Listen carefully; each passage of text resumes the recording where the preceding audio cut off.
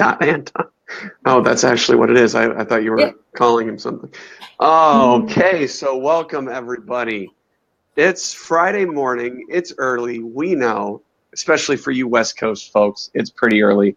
But it's time for another episode of the Open Heart Collective, and my guest today is my good friend, mentor, and just generally an amazing human being, Suzanne Paulinski. Oh, thank you.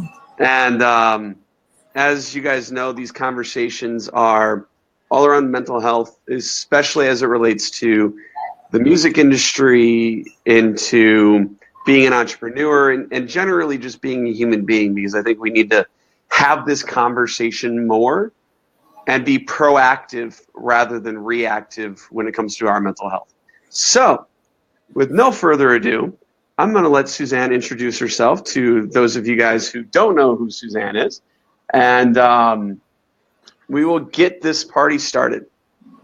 Hello, everyone, and my cousin who's watching apparently super early in LA.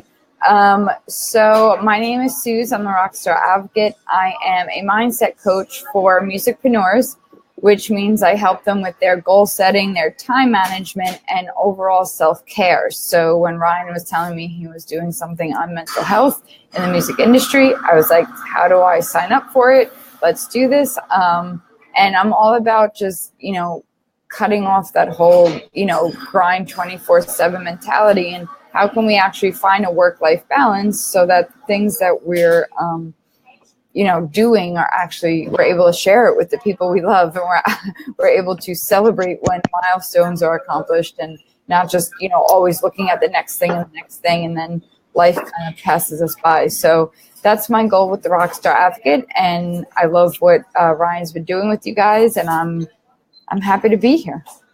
Well, that was a good introduction. I've been over here itching my eye because apparently anytime I do a video, something enters into my eye. Of course. Despise it. Now my eye's going to look red for the entirety of the video. That's awesome. Anyway, so yeah, this whole philosophy around, or discussion around mental health just needs to happen more. And for those of you guys who have been subscribed to Suzanne's podcast, you probably have heard a little bit of her story. But for those of you who are watching, because Instagram, okay, I've flipped to my lighting again. All right, because Instagram apparently likes me better than Facebook does. But for those of you guys who are on Instagram watching this broadcast will also be living on my Facebook page, which the link for is in my profile, and will be available on my YouTube channel later today, which is also the link in my profile. But because I've got the cool little link tree thing where I can have like 27 links all in one. Shout out to Linktree.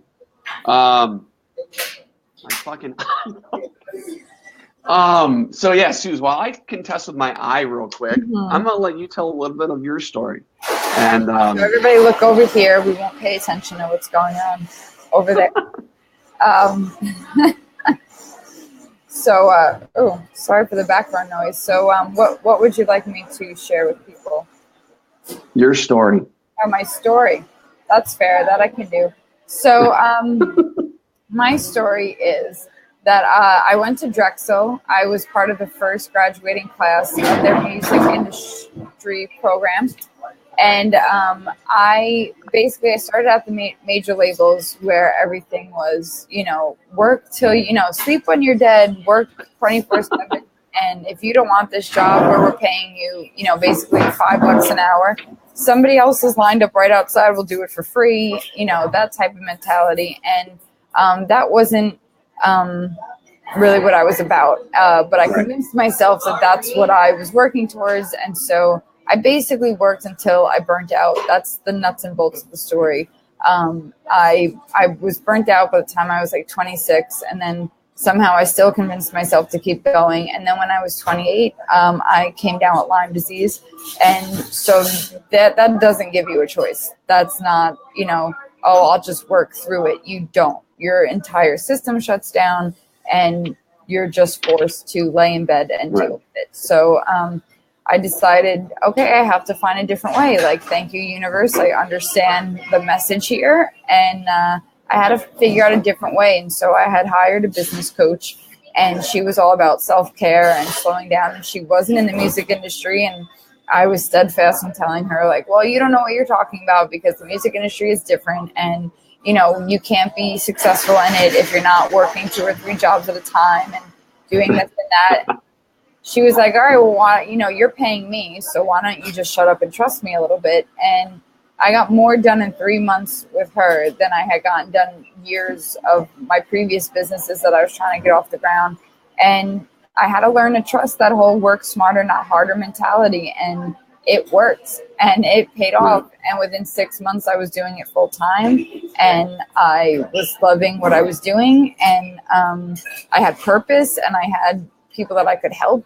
And I just realized, like, okay, this is, like, I'm on to something now. And now I have to share with people what I've learned and help them, you know, do this as well, because I was the multitasker queen, and you couldn't tell me that there was a different way to do things. And now that I see that there is a different way and still be successful, I'm really trying to teach people about self-care and teach people about slowing down and getting more done in the process. And it's totally counterintuitive, but it really works. It really works.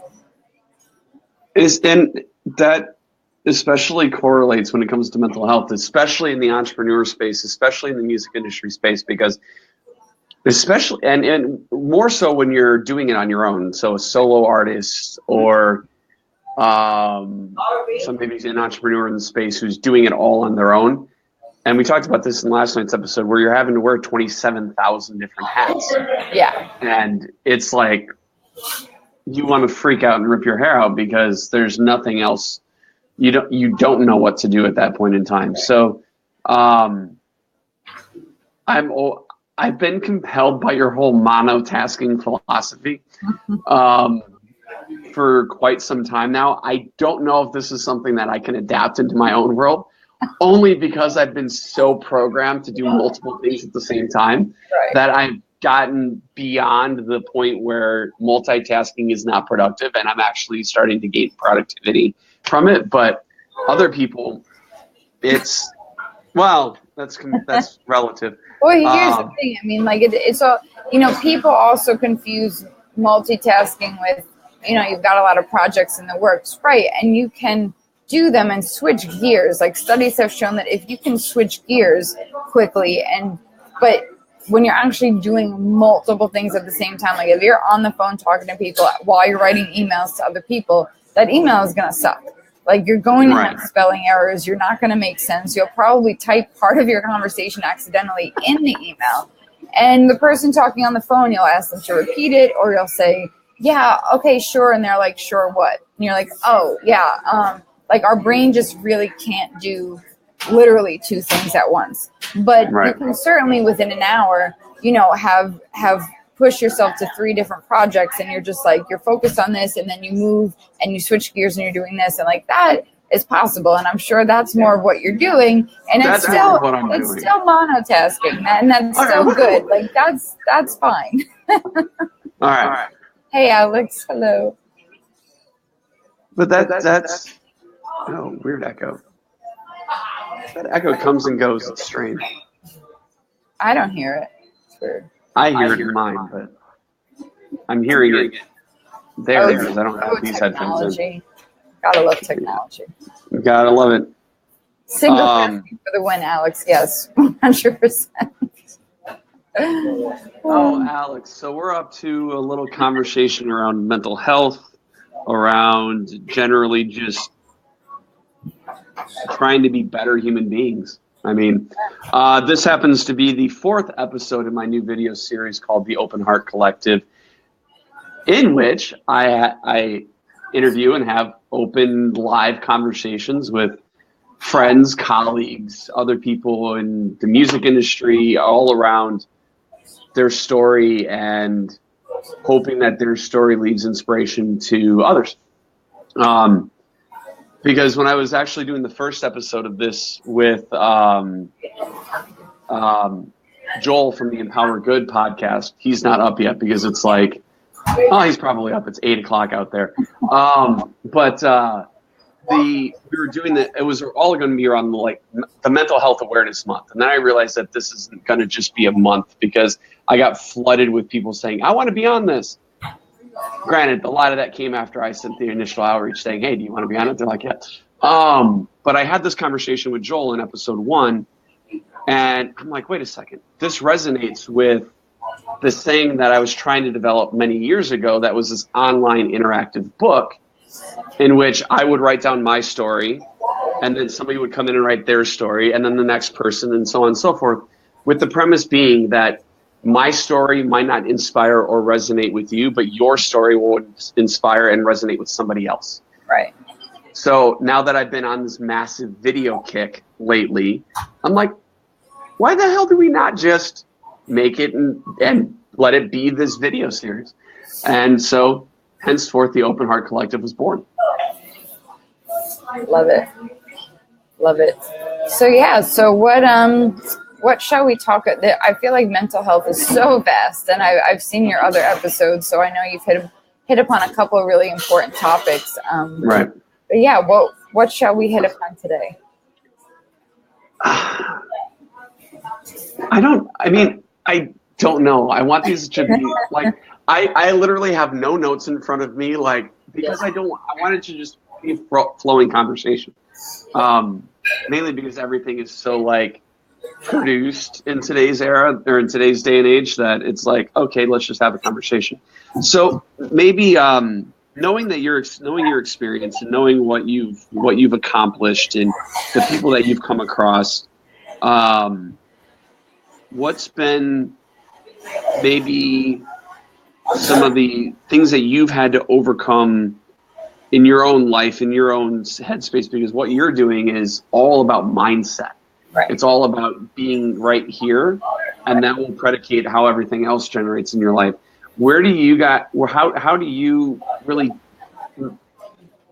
you get into the mindset of being able to educate and inspire other people's mindsets? Sure. And I apologize to anyone for the blenders behind me.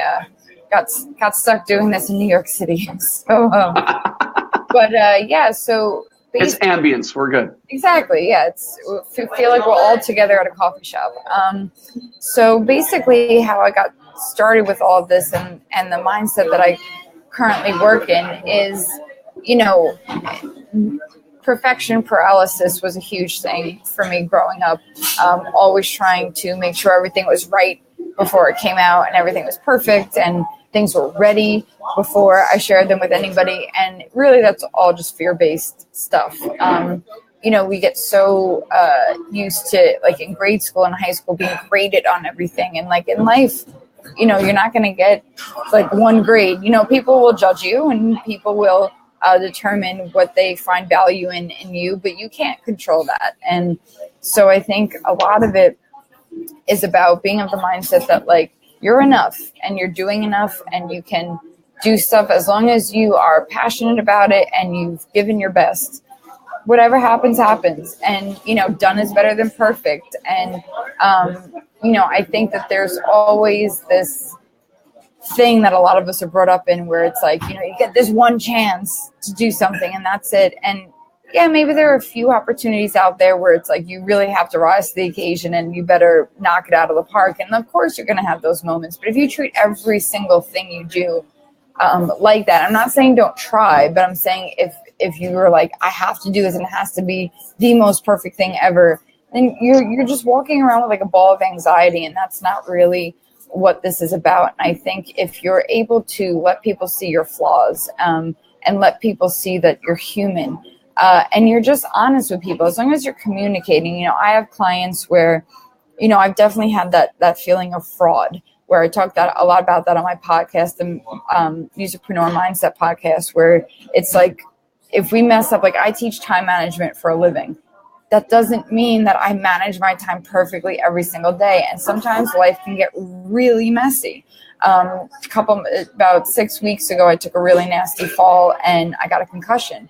And yeah, there was a lot of stuff that fell through the cracks, and there were a lot of things, deadlines I had to push back, and people I had to say, okay, I just need to, I'm not going to be at my top of my game right now.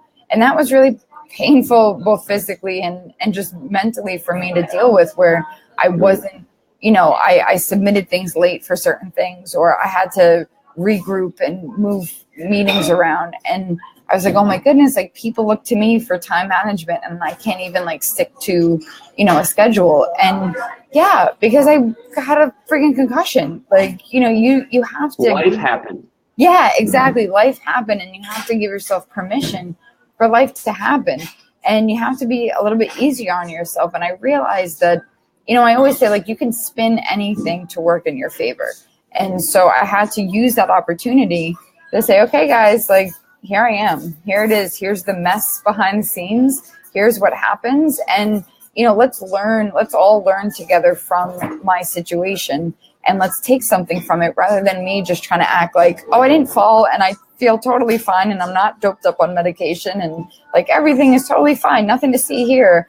Like that didn't serve my community well. So I had to get a little vulnerable and I had to share those things. And recently on the podcast this week is a really difficult week for me. It's the anniversary of my father's passing, and that's always a tough week. And so I had a podcast episode planned, and it was going to be about A, B, and C. And I was like, I couldn't sit there and record that episode. Like I wasn't feeling it. And so I decided, okay, let's get real. Let's talk about how my dad really wasn't supportive of anything that I was doing with music. And that felt really vulnerable and hard to talk about, because I didn't want to disrespect him or his memory. And I wasn't judging him for it. I was just talking about it. It's like, this was our relationship. Like, this is what happened. And here's how I'm dealing with it now. And here are the conclusions I've drawn since then. And, it was vulnerable and it sucked and it was hard to record that episode. But I've been flooded with, messages from people that are really like, oh my goodness, like, dead or alive, they felt that from their parents. And it's not about losing my dad. It was about our life together. And it was about, how did I, still do this business and still pursue this, knowing that it's kind of not what he wanted me to do. And so I shared that with everybody on the podcast. And I think just for our own mental health, whatever you guys are doing, whether you're writing songs or whether you're consulting with people or whatever it is you do, be real about it. Share the mess. Share your mess, because that's what people are going through and that's what they'll relate to. And I think that's a really important piece that I've tried to be at peace with. Right. I mean, and that's the exact reason why I started this whole thing. Right. Like, these conversations are live because I want them to be emotional. I want them to be raw, because, and I have a feeling this is going to be a subject that gets brought up a lot in these conversations. Like, we've been programmed for so long, just generationally, that we need to hide for our emotions because of whatever the reason being. Like, obviously last night in last night's episode with Broderick, like, mental health in the African American culture or African American community is very like, don't talk about it. Right. Like, right. So for him to be open and be that honest and forthright with his story was incredible to me, because it's like, okay, if he can do it, like, we all can do it. I mean, we can all push through it no matter what's going on. But it really comes with us being able to be open with you, with everybody else. And we all bleed. I mean, it's whether or not you're willing to share the fact that you bleed. Right. Yeah. And I mean, yeah, well, I think it's important that, yes, we're all unique and we all have something very unique to offer, but our pain is not unique. Like, our pain, our struggles, like, you're going through it, like 99.999% of the chance somebody else is going through it too. And so it has gone through it. Exactly. And can either help you and guide you through it, or can at least empathize with you and say, yeah, me too, I've done that. And so, I've also learned that even if you don't hear people talking about it, doesn't mean it doesn't exist. So if you can be brave enough, like, and put together something like what you've done, is like, and get that conversation out there, you'll be surprised that so many people are like, me too. I mean, well, look at the Me Too movement. you know, I mean, this heartbreaking story that so many women and men have gone through and don't talk about it. And then when people were brave enough to come forward and start sharing their story, you know, yeah, me too. I've experienced that. I'm dealing with that. I'm trying to, you know, figure that out. Like, there's a reason, you know, we're all connected. This is all like, you know, life happens. And I think there's a beauty in the fact that at least when we're going through something painful, that at least other people, unfortunately, have gone through it, but at least that connects us. There's a leveling of, you know, putting us all on the same plateau. And I think it's a humbling experience, and it's a really beautiful experience. I couldn't have said that any better. Oh, sure. See, there's that weird echo again. Oh, yeah, nobody else is hearing it. Yeah. It's my own tech. I don't know. Hate technology. What I kind of want to, for the people on Instagram, because Facebook is slacking again, for the people on Instagram, do you have any questions as it relates around the subject of mental health, or maybe want to get our opinions, because neither Suz or I are professionals when it comes to this, but I've come to the conclusion you don't need to be a professional to help. I don't want to sound like a jerk. I am professionally trained in it. Well, yeah, but I am allowed to. But I think everybody's allowed to help, and I think the work you do is important too. So, yeah, if anybody, okay, Alex lost the sound, but she's got it back. That's good. That's so weird. But yeah, no, I think it's important to, you know, you don't and I know you talked about this on your other episodes, that, you know, seek help wherever it is. I mean, obviously, you know, you want to seek out professional help if it's something that's really serious, but you don't need a professional to get empathy, and you don't need a professional to get understanding from somebody else, right. and be heard. You know, that's what's important. Yeah, raising awareness, for sure. Right. Yeah. And that was the exact reason why I started this thing, because I was tired of us talking about things after things happened. Like, and honestly, a lot of this was inspired because of what happened last year, losing Chester Bennington and Chris Cornell, right. Regardless of whether you're a conspiracy theorist or not and what happened, like, the fact of the matter is we lost them. Mm-hmm. And we all had conversations afterwards. Like, when we could have, if somebody would have had a conversation with them ahead of time, maybe this is something that could have been prevented, and we wouldn't have lost people that we all look up to. Right. And, like, let's be proactive. We're so proactive about everything else. Why can't we be proactive about this? And this is one of the most important fucking things. Like, yeah. So, let's see. What in the people who are watching on Instagram, because again, thank you guys. Facebook, I don't know what the hell's going on with you. What's been some of the stuff that you've experienced? Obviously, you don't have to get into depth or detail, but do you have any questions for us? Yeah, I mean, I think everybody's experienced, you know, something to some extent. You know, it's amazing. You know, they say, like, we have an opioid epidemic, and it's like, yeah, no shit. Like, you know, as wonderful as technology is, it's pushed this earth forward, like, almost like faster in orbit, and everybody's trying to keep up. And, you know, anxiety is on the rise, and, you know, depression is not a unique thing. It's not, you know, it doesn't discriminate.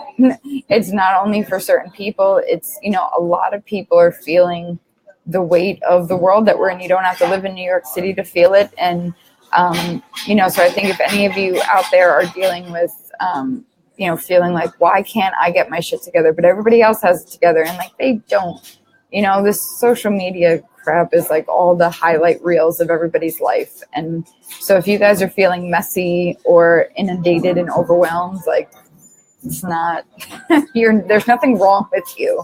It's like this. Right. This is how it is. Yeah. Right. And let's talk about that, since nobody's really wanting to go questions yet.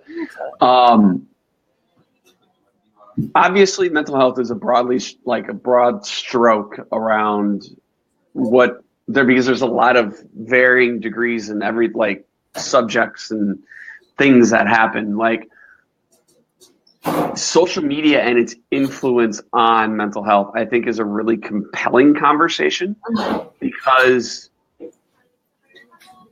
I don't think it's helping. It's interesting. I tend to agree. Especially when it comes to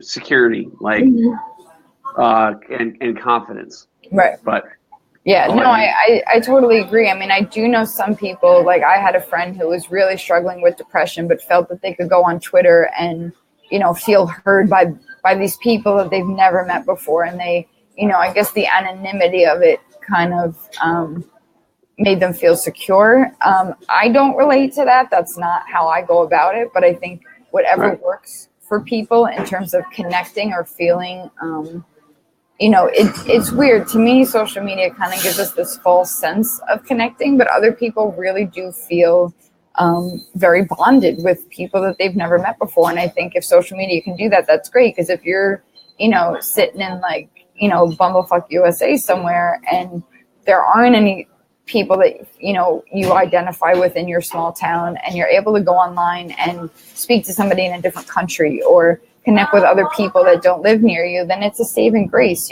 for sure. But I do think in terms of judgment and this need of like, I need to produce more content, I need to get out there, I need to showcase all the cool things I'm doing, I need to get that selfie light and make sure that the lighting's perfect. And we've become like super micro judgmental on ourselves and on a lot of other people. And thank God I'm not in high school right now. Like I can't imagine, I know, and I'm not going to get into the whole gun conversation, but just the fact that they allow cell phones in school. Like my mom taught at our high school, and long after I graduated, she would tell me stories of people bringing cell phones into the classroom, and the cheating that went on, and the videotaping people when they do something stupid and then just immediately putting it on YouTube, and how all these students have their own YouTube channel. Like that kind of blows my mind. And I don't know if it's for better or for worse. Like I don't really have like a judgment on it. I'm just kind of like seeing it and observing it. And like, that's a lot for young kids to handle. Like I did a lot of stupid, embarrassing stuff in high school, and having your mom teach. I think we all did. Like, well, having your mom teach at the same school that you're going to in high school, I mean, that in and of itself was like embarrassing at times. And so, there were definitely altercations and things that happened. And if people videotape that and then put that up on YouTube for everybody to see, I mean, I think I'd be a lot more scarred than I already am. I mean, right. I think that's a lot for young kids to deal with. Alex says that she's torn on that about, the disconnect and the connect. Yeah, it's definitely a catch-22 sometimes. And I think why that's important to step away once in a while. We all talk about building engagement and building your fan base and being on social media. And sometimes you need that break. You need that balance to step away from it for a second and not let it kind of manage your entire life. Like there's still a whole world out there for you to connect with. Yeah, I don't know. I mean, I don't have the answers, that's for sure. And I don't think there is a right answer. Yeah. Yeah, I think it's a personal choice. Yeah. Yeah. And it's all in what you can handle. Right. I mean, I grew up the nerd. Right. I mean, I still have very vivid memories of, and this was elementary school, when I got spit on because I refused to help the popular kid because I was the nerd. And like, I still like that pain, not pain because I'm past it now, but that lived in me for a very long time. I was just like, I'm like going to destroy this. And then I ran into that same person when I was 21, 22. And at that point in time, I was working out twice a day and I was in the best shape of my life. Right. And I ran into them at the bar and they remembered like, and kind of feebly like walked up and said, I'm sorry. And then walked away. Right. Like that was just like, oof. I mean, and I'm now being a parent, I'm having to see bullying and deal with it in my own house. Because like my daughter's a very strong mind, very opinionated little 7-year-old that tends to bully. And I'm like, you're not going to become that person because your dad dealt with that for most of his life. Like, no. And I mean, I'm bouncing around a lot here, but we've got time. So I went to my 10-year high school reunion, and the primary reason why I attended it is so that I could be there for those who wouldn't be able to. Right. That was the only reason. And I hadn't really accomplished much. I mean, I had started independent ear by that point in time. So I was like the cool record label guy because nobody in my town does that shit. But like, and then the girls that picked on me back in early on in high school one of them came up to me and like started trying to dance on me. I'm like, no, like you can't shit on me when I'm a kid and then come at me and like, just because I bulked up and put on a beard and actually grew into my human being, like you can't do that. Like, fuck you. Let's see. What did Alex have to say when I watched the field? I like Alex regarding your statement. There is nothing more like demeaning to yourself than trying to compare yourself to other people. Like, I've been doing this shit for a long time, and there are people who started earlier than me or later on than I did, and are killing it now. Like, I see all these people, like, I'm going to have one of these guys on the show here coming up, but people like Tyler Harris, who is an absolute badass of a human being, and he's got a great, compelling story, but is like, oh my God, like, he's rolling around, he's got the full film crew, like, he started, like, but he's in a different field than I am. Like, I'm not a salesman. To those of you guys who are people out there who are salesmen, like, I commend you. I am not a salesman. Like, and I think I fought it for so long because I had to be for so long.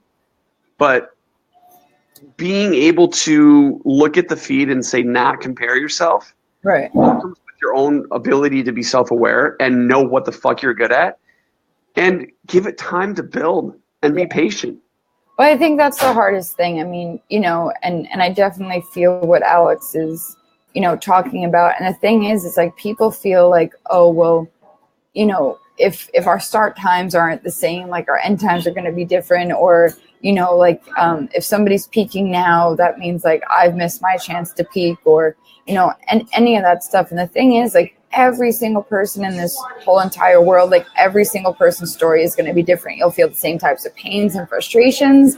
And the people that you're looking at that you're like, oh, they're so far ahead, they're looking at other people saying, well, they're farther ahead than I am. And there are people that are watching you saying, how is Alex so far from where, you know, I want to go? Like, this isn't fair. So, you know, it's definitely, it's kind of like one of those things where you have to check yourself and say, okay, I see what people are doing and I'm going to be inspired by it. I'm going to find my own path. And you can't also copy what they're doing because, again, your story is different and there's so many variables that go into things that you could copy somebody's blueprint exactly and you'll get different results. And, you know, exactly. And so it's all about, you know, when I start to feel like that, and I'm just like, well, how are these other people further ahead? It's really about coming back to, well, where are you even headed?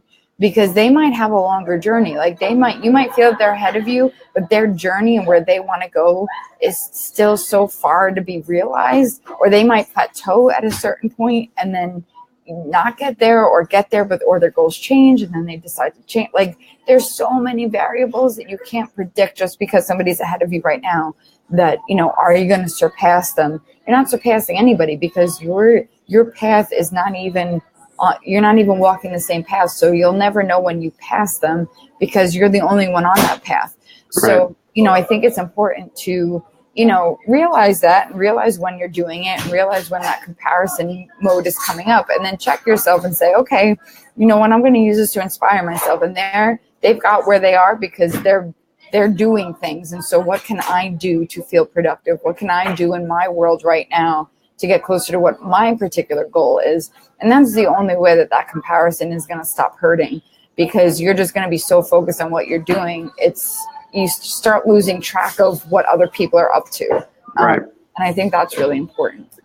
And that has been something that has been a massive focus of mine, is like, because I mean, I look up to people like Gary Vaynerchuk. Hell, I'm wearing his fucking sweatshirt right now. Like, I love what he's built, but what he's built is not what I'm building. Right. By the way, I do love how right now in his NCAA bracket challenge that he's got going on, I'm at the top of the fucking list. Anyway, sorry, I had to like get that out there. I love beating people. It's just, anyways, but like, one of the things that I've started really saying in resonating my story recently is because in building independent ear since 2011. Oh, Alex, you haven't followed me nearly enough. I say fuck a lot. But anyways, it's like, I built independent ear for the last since May of 2011 when I started it. I've done it with no funding. Like, I think I've had a total of a $5,000 cash infusion from other sources besides me in the last almost 7 years. I've never once written myself a paycheck from what I've done. So now my exclusionary type of conversation is, whenever I'm talking to other entrepreneurs, is, are you willing to wait 7 years for your first paycheck? Not that it's going to take you that long. I hope it doesn't. But are you willing to wait? Because if you're not, get the hell out of my way. Like, but that's me. That's what I've dealt with. And I know that this is what I'm supposed to do, only because whenever I put out job applications and resumes, they look at my resume and they're like, why in the hell are you applying here? Like, so like, I can't even get a job if I wanted to right now. So because I've spent so much time doing this is all that I know.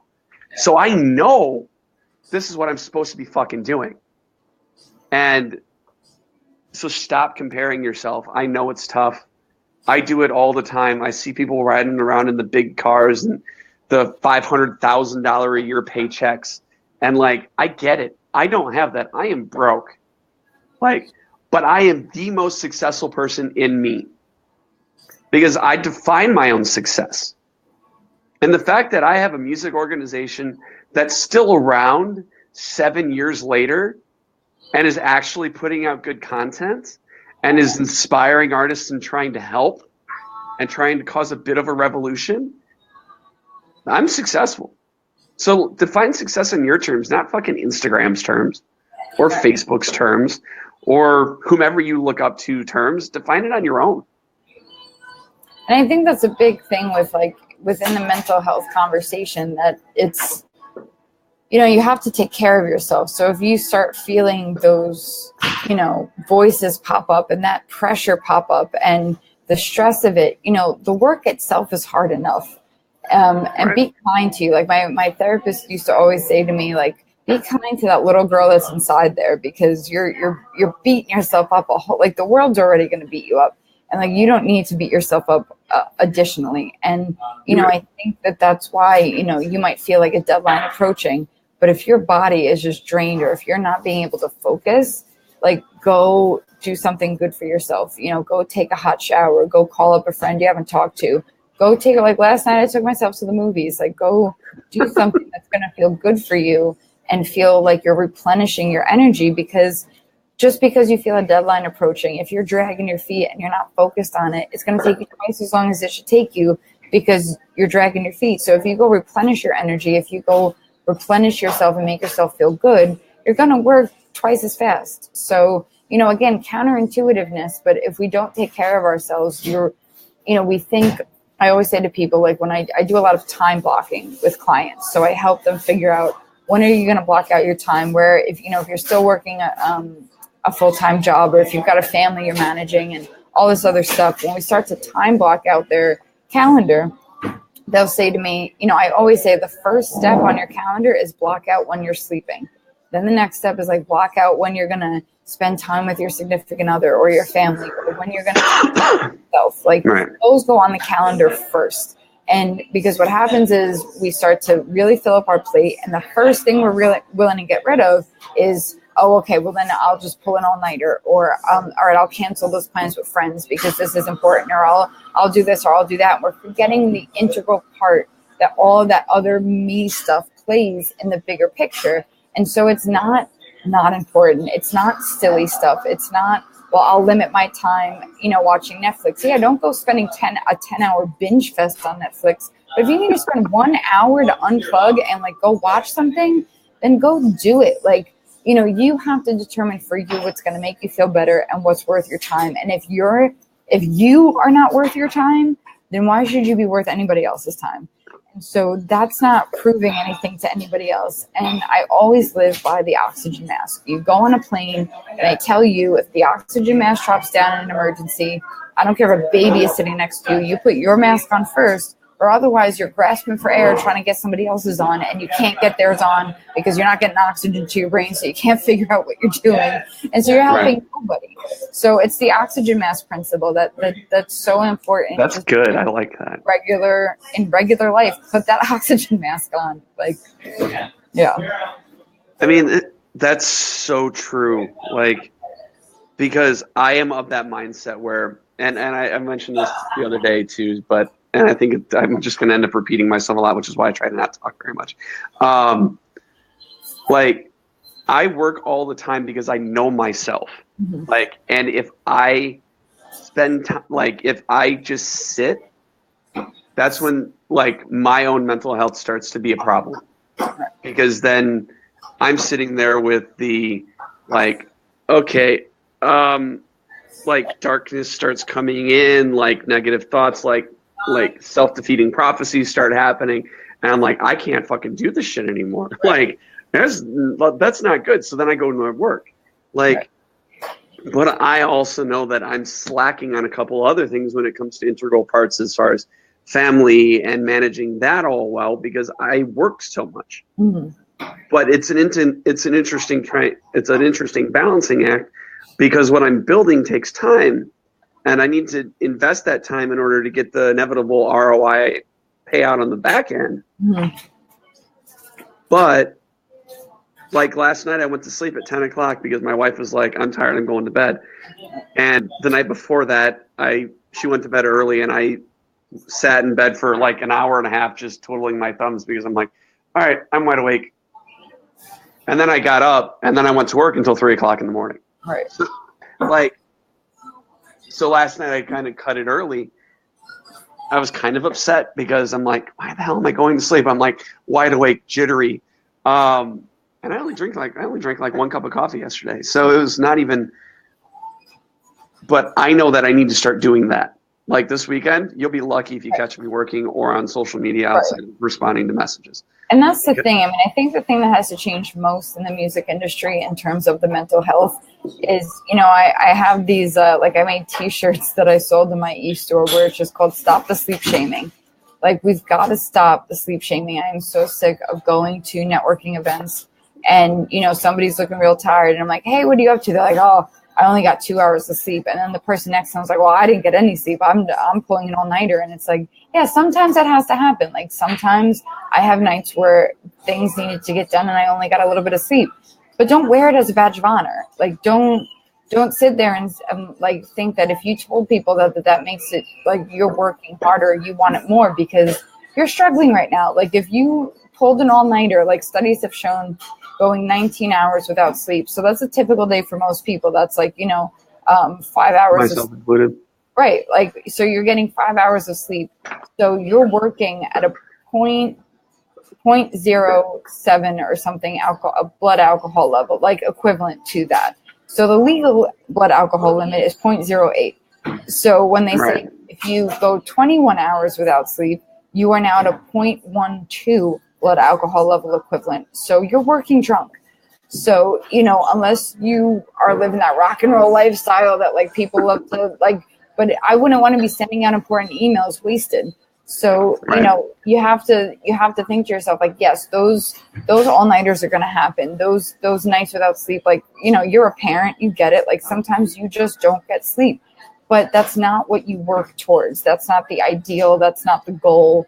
that's not what you should be aiming towards. And so whenever I hear people, because I like, you know, working at the major labels, you go to these parties and they're like, man, you're complaining about 2 hours of sleep. I wish I got 2 hours of sleep. And then I'm not about that life anymore. It's like, yeah, I'm aiming to get my 8 hours in. And if I can, that's amazing. If I get 6, okay. But like, I try to get the 8, you know, like, because I want to be good at what I do. And I want to be able to remember what it is I do. And I used to be the queen of all-nighters. And I can't tell you very much from my 20s. I don't. And I wasn't, you know, I didn't have a drinking problem. Like, I just had a workaholic problem. And I was spinning my wheel. But you notice that the back end of that was very similar to alcoholic problem. Yeah. Yeah. Right? Yeah. And Brody just tuned in on Instagram. Hello. Great episode yesterday. And yeah, I mean, that's what this is all about. It's about, you know, we all have our vices, whether it's, you know, sleep, or whether it's alcohol, or whether it's drugs, or whether it's, you know, anything that we're dealing with, you know, eating. You know, some people, like, food is their vice. Like, whatever your vice is, you know, you want to be aiming to get that under control, and not bragging that you're functioning while you do A, B, or C. And I think if we put the sleep shaming out of this industry, I think that could be really powerful, because I love the books, The Sleep Revolution by Arianna Huffington, and she's really changed the game for a lot of corporate industries. And there are a lot more companies that are like putting in nap rooms and meditation rooms and allowing their employees to go take a break. It's not looked at as like, why aren't you on your computer? It's like, okay, good. Go do that 10-minute meditation so that you can come back here and kill it. Like, that's what we want. And the music industry is a little slow to adapt to those. The music industry is just behind anyways. Yeah, just pretty much all across the board. I mean, you described me in a lot of ways just now. But just in the last week, I've started adapting meditation in. Right. And for me, the meditation is not sitting in a room. It's focused, like intentional breathing. Right. And just like this morning, I got the kids off to school, and I laid in bed, and I literally I actually put myself back to sleep, which was funny. But like, I just sat there and breathed. And then I got up, and I was still laying in bed, and I stretched. And it was nothing complicated. I'm not like doing massive things of yoga in there, but it's just like like getting blood circulation, and now like I can take on anything. Like I honestly, the inspiration for that, I have to give to my one of my new friends from Instagram. I don't know, Jess, if you'll see this, but Jess, that was an inspiring conversation over the weekend, and I definitely have enacted some of that thought process into what I do. But just because like I have been and Suz, you know this, I don't stop. Right. Like, but I've taken moments to where I'm not stopping, but I'm pausing, and I'm just allowing myself that moment to breathe, and not putting so much pressure on.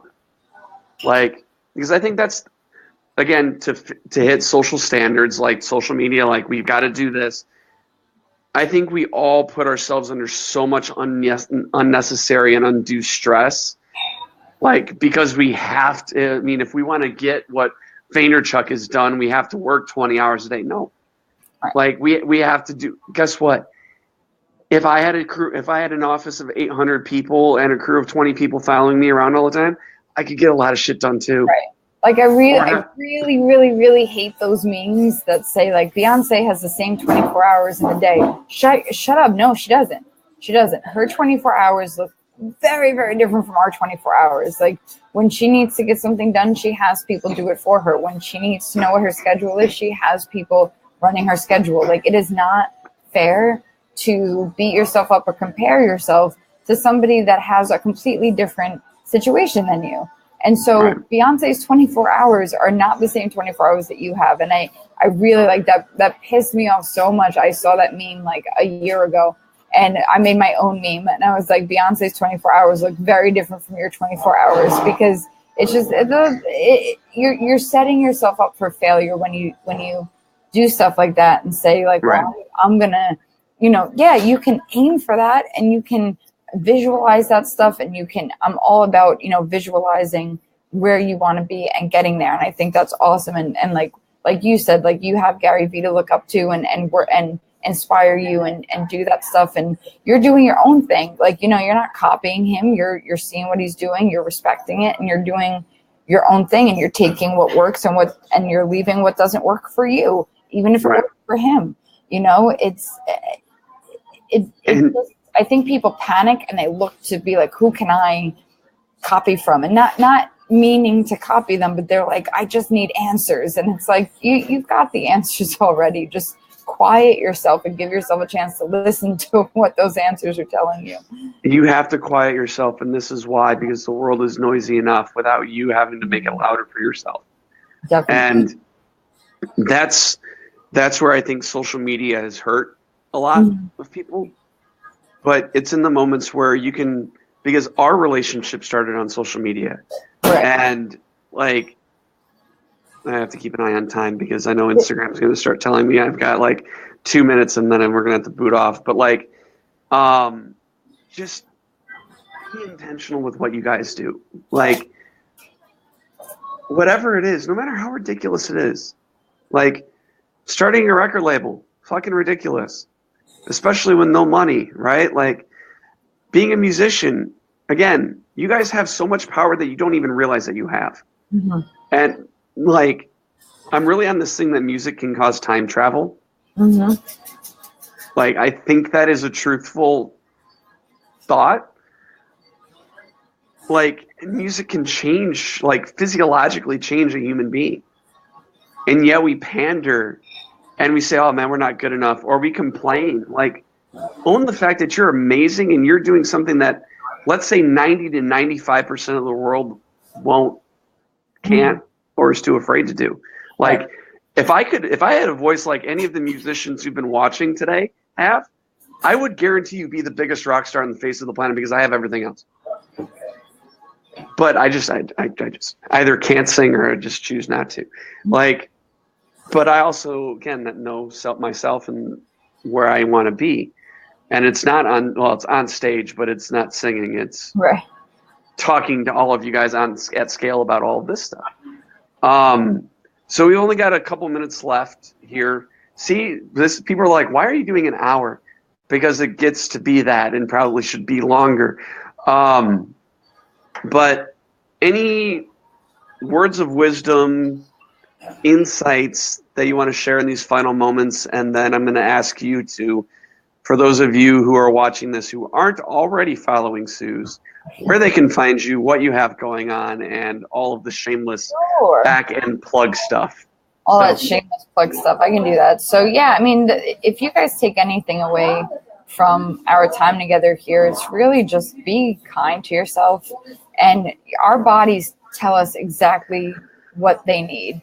And so get used to listening to yourself. If you've got that little voice inside that's like, I need to take a break, then take a break, come back, be more focused. You'll get it done in less time if you're really at the top of your game. So be kind to yourself. Don't compare yourself to other people. And the best way to do that is to really get clear on what you want and why you want it. And if you can get clear on that, then everything else around you starts to disappear as a distraction.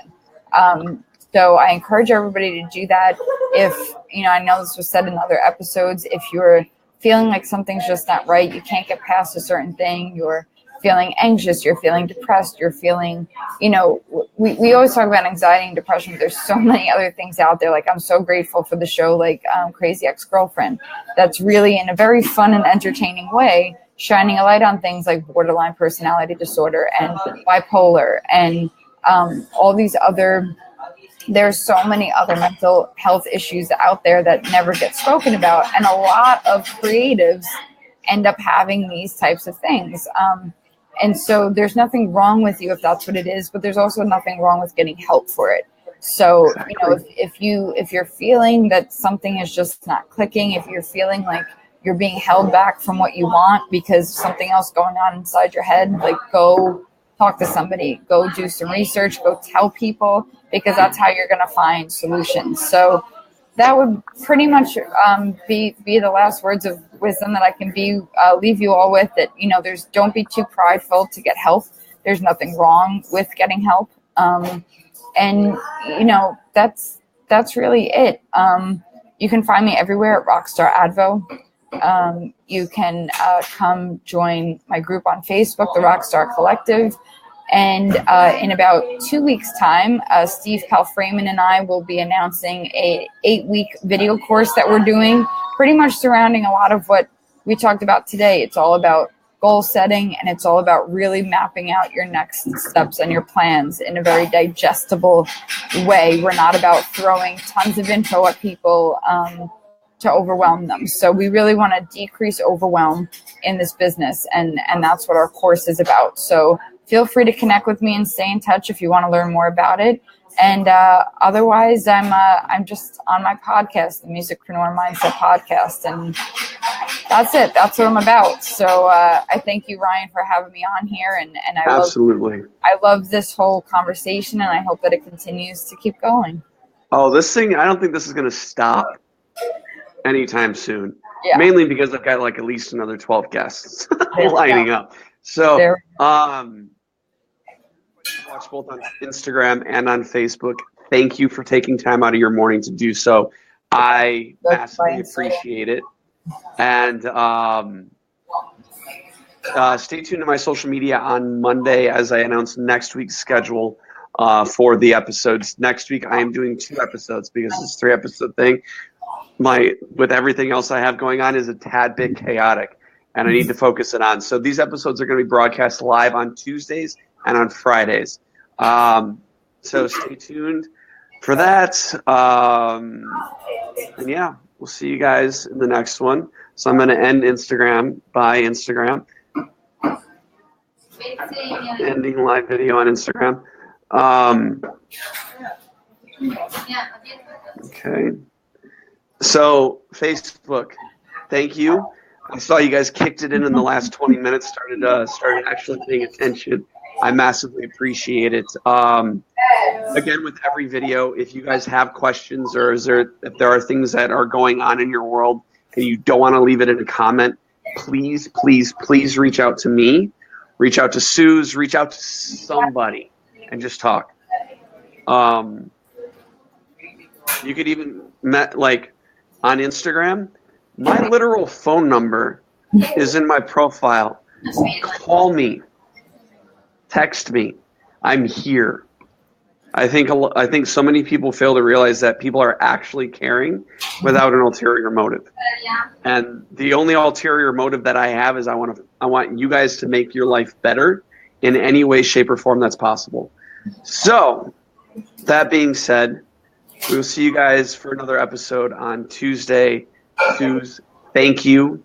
Sure thing. And yeah, see you guys then. Oh, one random last note. Vlog coming out in an hour. So check that out. Thanks.